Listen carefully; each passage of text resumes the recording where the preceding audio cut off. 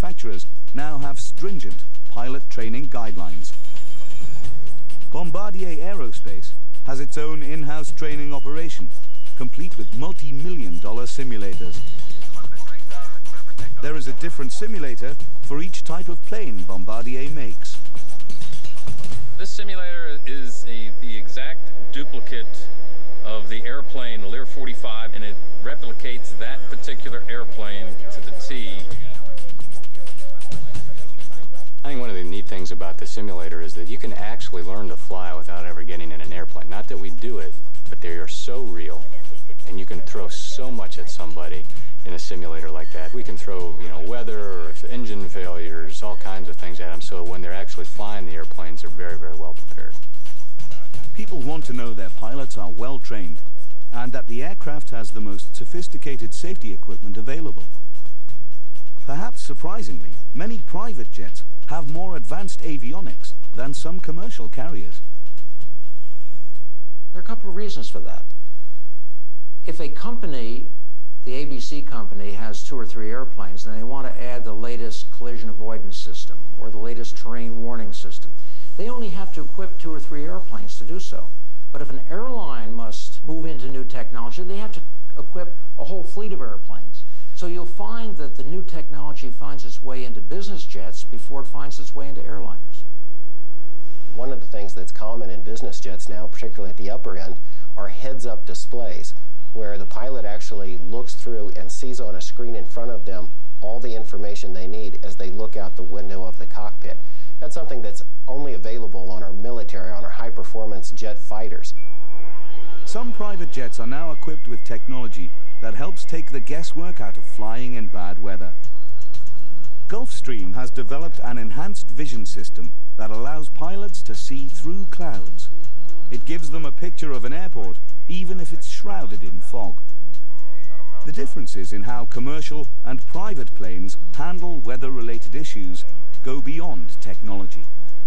When a commercial flight can't land in bad weather and has to divert, the airline will choose a location that suits its crew and plane.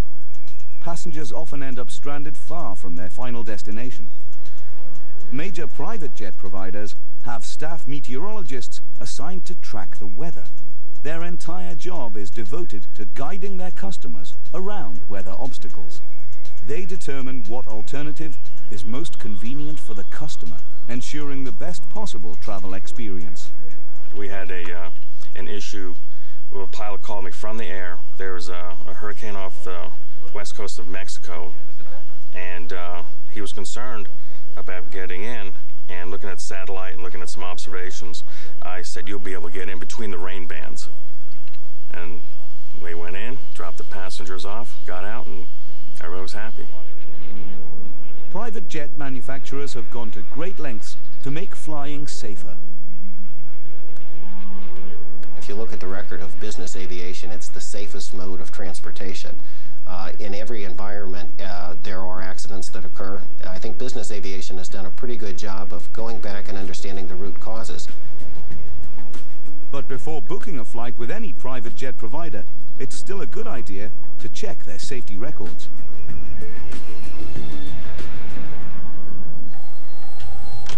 While equipment safety is critical, it's important for high flyers to think about personal security as well. Izzy Boyne is a former Israeli counterintelligence agent who helped develop El Al Airlines' security system. Now he is turning his attention to the security needs of private jet passengers. You go to places that you and me haven't heard about them, and we haven't even dreamt that there is actually a runway there. And they go. This is globalization today. Former U.S. Secret Service agent Stephen Barrow spent 23 years protecting 5 American presidents and numerous heads of state.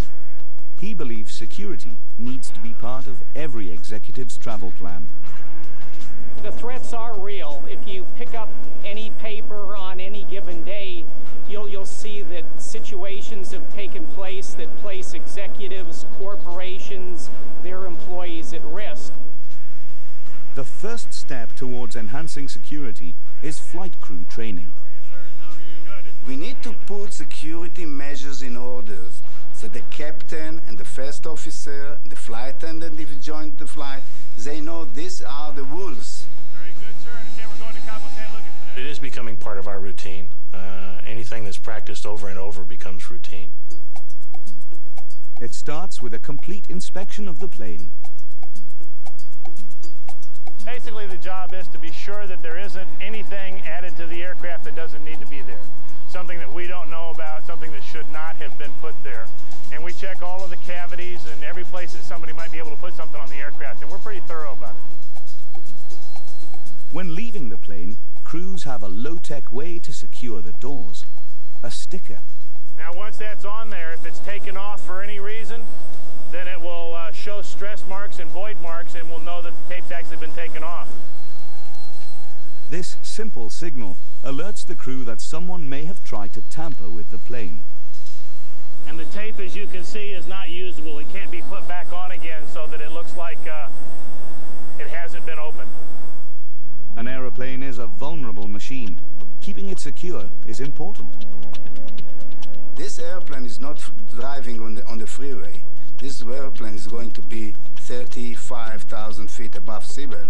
So we need to make sure that nobody had any opportunity to put something or to install something without our knowledge.